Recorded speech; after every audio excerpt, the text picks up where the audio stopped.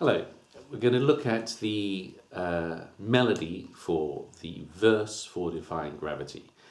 But to really understand that first, we need to look at harmony and rhythm. Rhythm's easy, so let's get that done quickly. The verse is the storytelling part of any song, and the storytelling part of a musical, especially in the finale, is particularly important. We want to hear the words, so we have natural speech rhythms. So that leads to lots of syncopations. So we get strong offbeat accents. So this note here is a C sharp, and it's a quaver. Ba ba ba ba. 1, 2, 3, 4 beats in the bar. This note gets there early. This note is an accented quaver. So we have natural speech rhythms, which gives strong syncopations.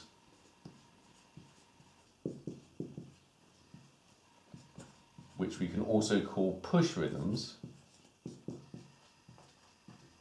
And of course, the thing I said at first was natural speech rhythms.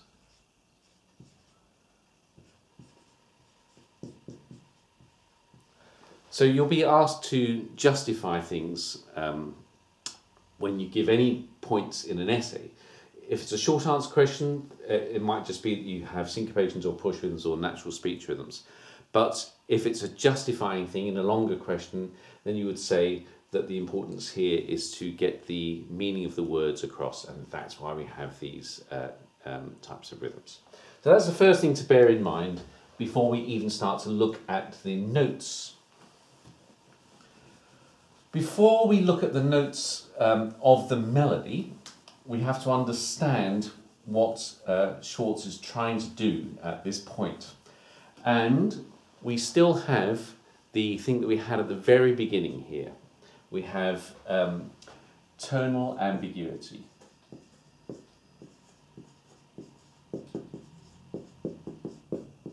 And that means that we are not really supposed to be comfortable in a key. If you've ever had that moment when you're watching a thriller on TV or in a film and you don't know quite what's going on, you're supposed to not know what's going on because it's more interesting when it gets revealed to you and it's more exciting that way. So it's the same thing with tonal ambiguity. We want to have that sense of suspense so that when we finally arrive in the key, clear key of D, with the big D chord at the end of the piece, that it feels like a triumph. The end of the piece is an area we'll be looking closely at because it handles harmony particularly well. So tonal ambiguity. Well, there are some things going on in the verse that are interesting. We have sus chords, and as we probably remember, we have sus2 and sus4 chords. So let me just remind you what a sus chord is. Let's take, for argument's sake, the chord of D. That's called D major. Let's get rid of the third, because the third is what makes it major, and let's put a fourth in instead. Well, that's a sus4 chord, because we've taken the third out and replaced it with a fourth. When we get that, we suddenly don't know if it's major or minor, because there's no third. And we can do it the other way, so that would be D sus4. And we could also have D sus2, where we've taken the third out and replaced it with the second. So there's the fourth degree of the scale, D, E, F, G, so 1, 4, 5 for this one, or this one, D, E, A, D, E, A, 1, 2, 5. So that's a sus4 chord and sus2 chord, and neither of them feel major or minor because we've lost that third. But there's another important little fact hidden away in what a sus chord does. So, a sus chord is, by definition, dissonant because we have two notes next door to each other either a sus4 would be that, or sus2 would be that, and that causes dissonance. And it also makes the key ambiguous, so tonal ambiguity. But it's slightly more interesting than that, because if we have a look at D sus, let's go with D sus2. D sus2. Now if I reorder those notes and have the A here, and then I have the D here, and the E here, they're exactly the same notes. I've just taken those and moved them up an octave, but that is now A sus4. So D sus2 and A sus4 are exactly the same chord.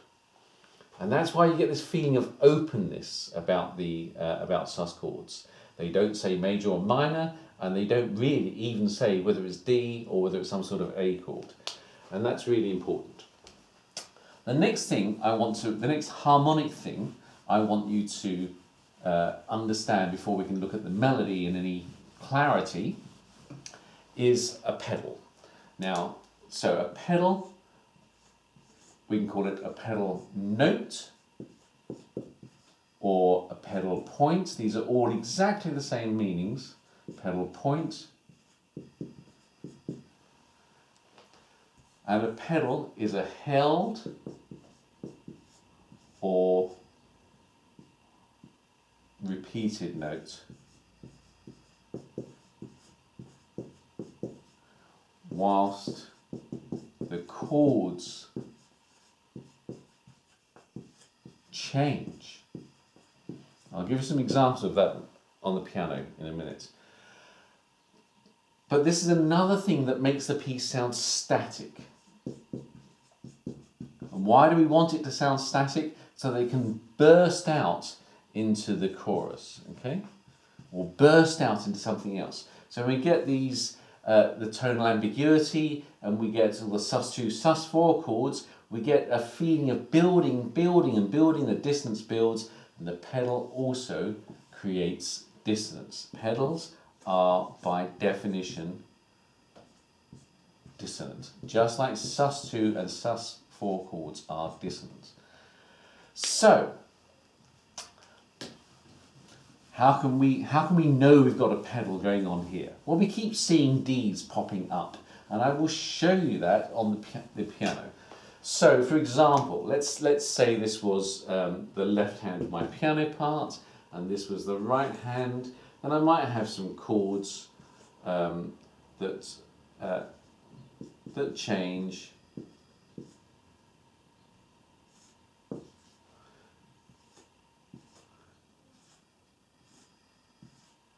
For example, just let's pick those, and I might have a D that repeats, and it could be any sort of rhythm. It could be a changing ba-bum, bum.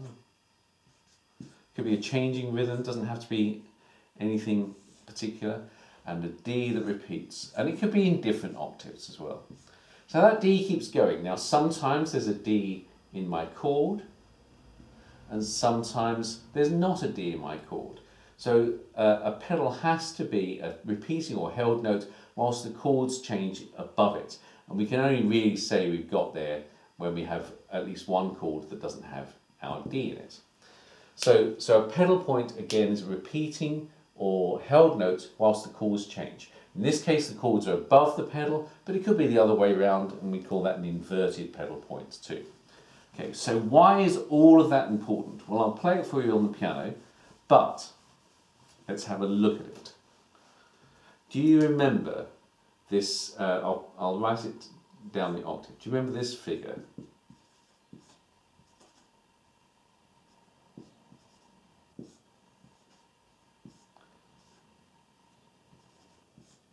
It was the 3-note figure that happens during the chorus, okay? And it just repeats over and over again. Do you remember that? It was that rhythmic displacement figure, where it's the same 3 notes, but it's repeated in a time signature where we would normally expect a 4-note pattern to repeat. So we have that cross rhythm. But the important thing I'm trying to say is look at those notes. the actual pitches, C sharp, D and A. Now, do you also remember Elphaba's theme? So we have ba, bum, bum, be, ba, ba, bum, ba, bum, bum, ba. We've got the C sharp and D ringing out through Elphaba's theme. Do you also remember the Somewhere Over the Rainbow figure? Let's have a look at Unlimited. So this is the Unlimited theme. I'm going to do it in D. Unlimited. And there are our C sharp, D and A with another D down there. And those notes keep coming back in all the themes that we looked at in the previous video and how they're linked to Somewhere Over the Rainbow. Okay? But one thing that isn't pointed out in the book is that the verse, bum, bum, ba, beep, ba, beep, ba,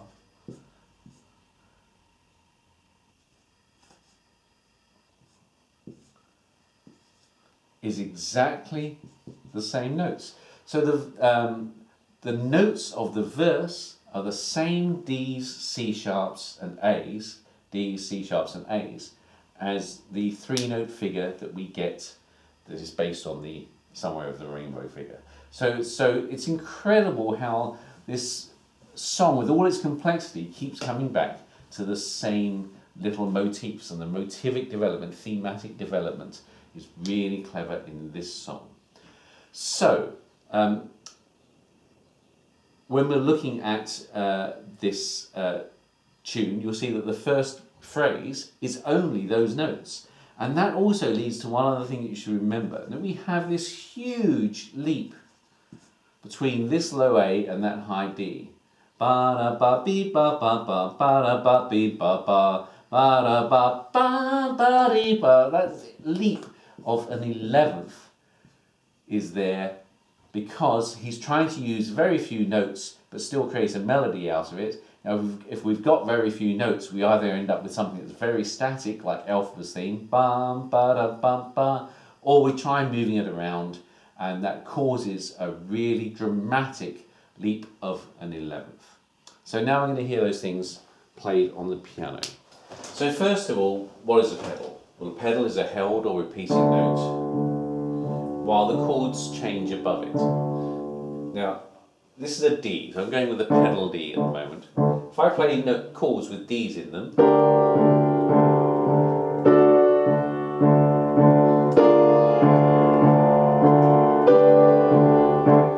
you can hear that this D fits with those, even though the chords themselves change.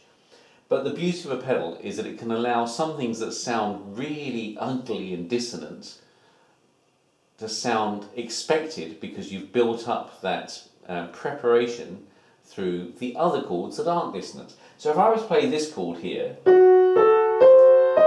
there isn't a D in it, and those two notes, especially the E flat and the C, will clash with the D. So I'm going to prove that I can make that clash sound better once I've built up to it. So let's start with an ordinary D chord.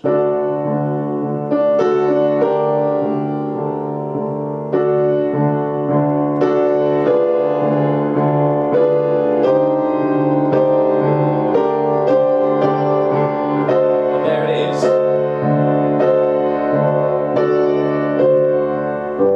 And the beauty of a pedal is when we release it. So first of all, there was that clash chord that doesn't sound as clashy because the pedal has done it.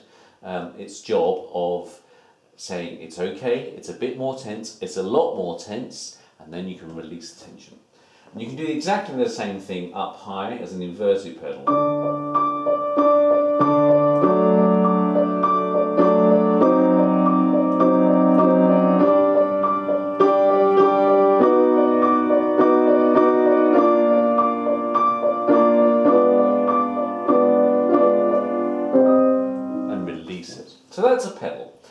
how does that work in this piece? Okay, well, if I have a look at the passage for Something Has Changed Within Me, we start off with just these. There is just our pedal. We've just had Elphaba's theme. We've got D's all the way through that, and here is our D. Something has changed. There's the D, it's still there. Within me, still there. Something is not the same, it's still there.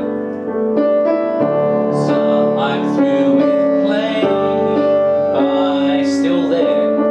The rules, there's that big leap, but the D's still there. The D hasn't gone anywhere, that D is still there.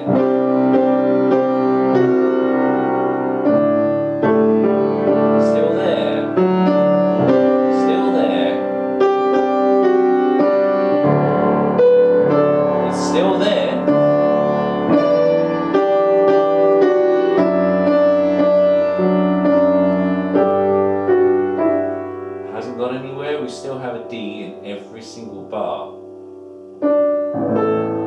And by the way, and leap, Schwartz does a leap on the word leap, which, as we know, is word painting.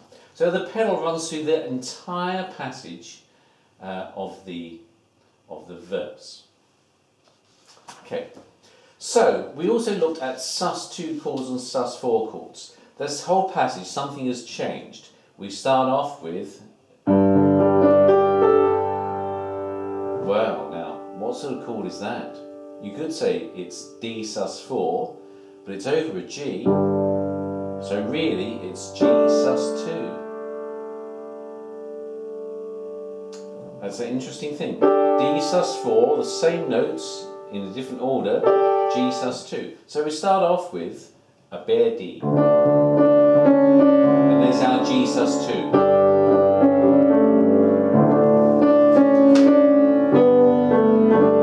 There it is again, G sus2.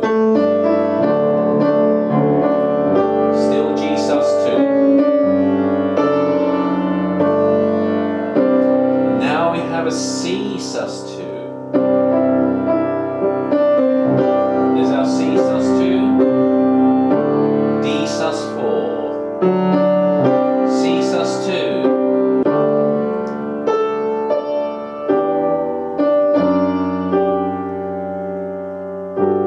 Throughout the entire passage we have sus2 or sus4 chords, and that gives a really open feel. I'll just play it without talking.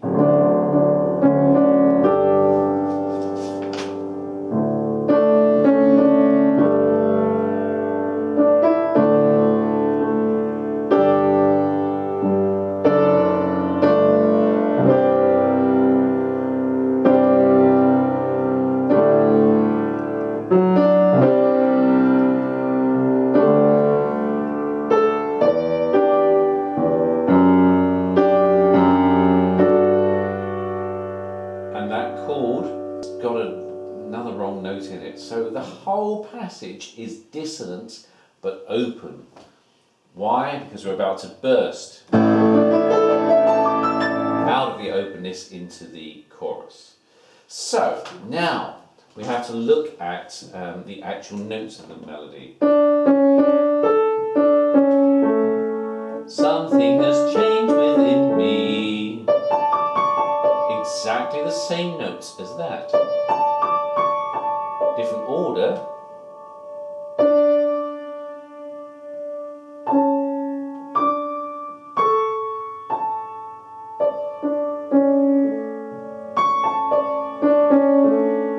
So exactly the same notes in the verse, pitches, as we have in motif C and in Elphaba's theme. So it's based on the same notes. And here, I'm through with playing by the rules of someone else. All of those notes are only D's, C sharps and A's. And that's why we get that big leap of the 11th. Because we either stick around with Elphaba's theme and have very small movements, or if we only want 3 notes and we want some variety, we've got to have leaps. Now we have some extra notes.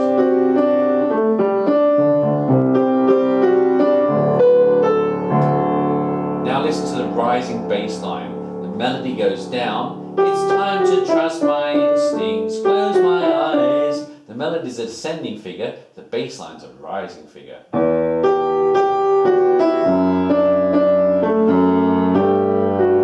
That rising figure goes all the way back to Too Late to Go Back To. Let's have a listen. Too late to go to sleep, still rising.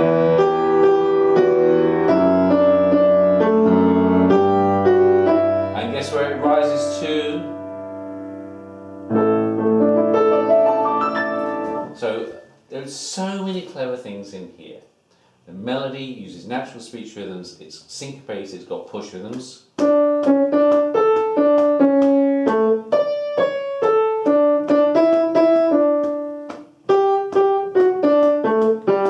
can hear the syncopations, natural speech rhythms, syllabic to get the words out, based on the motif that we know, using really open, sustained chords with heavy sus chords all the way through the verse, sus chords.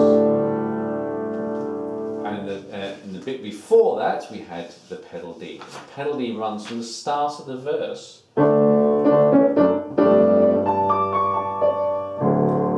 D's all the way through. So now you should understand the clever construction of the verse.